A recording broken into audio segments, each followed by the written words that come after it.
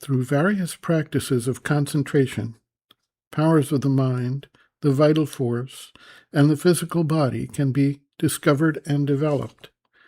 These are all powers of the external being. While they expand the understanding or the force of action, they remain limited by the boundaries of the external being.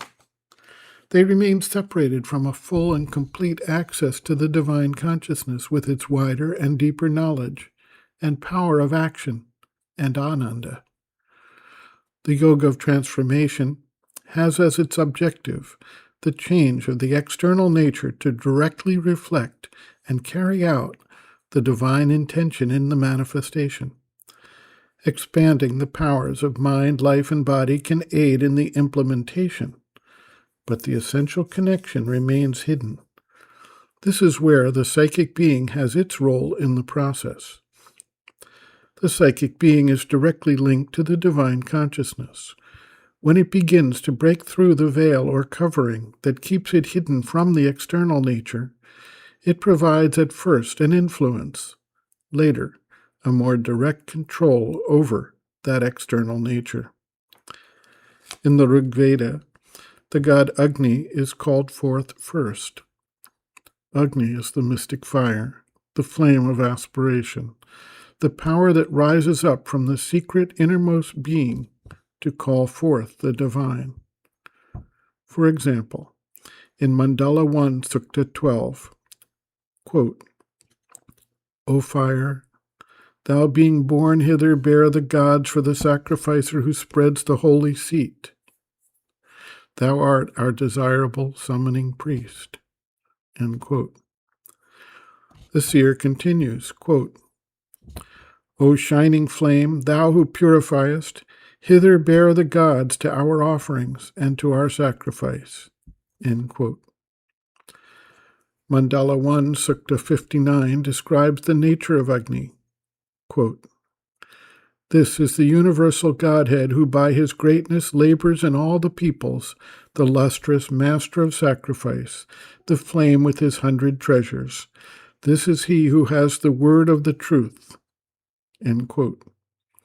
Translations by Sri Aurobindo, Hymns to the Mystic Fire. The correspondence between this description and the role of the psychic being cannot be overlooked. Sri Aurobindo notes, quote, The soul, the psychic being, is in direct touch with the divine truth, but it is hidden in man by the mind, the vital being, and the physical nature. One may practice yoga and get illuminations in the mind and the reason. One may conquer power and luxuriate in all kinds of experiences in the vital.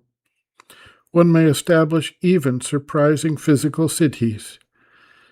But if the true soul power behind does not manifest, if the psychic nature does not come into the front, nothing genuine has been done. In this yoga, the psychic being is that which opens the rest of the nature to the true supramental light, and finally, to the supreme ananda. Mind can open by itself to its own higher reaches. It can still itself and widen into the impersonal. It may, too, spiritualize itself in some kind of static liberation or nirvana. But the supramental cannot find a sufficient base in a spiritualized mind alone. If the inmost soul is awakened, if there is a new birth out of the mere mental, vital, and physical into the psychic consciousness, then this yoga can be done. Otherwise, by the soul power of the mind or any other part, it is impossible. End quote. Reference, Sri Aurobindo and the Mother, the psychic being, soul, its nature, mission, and evolution. Section 4, the psychic being and sadhana, page 107.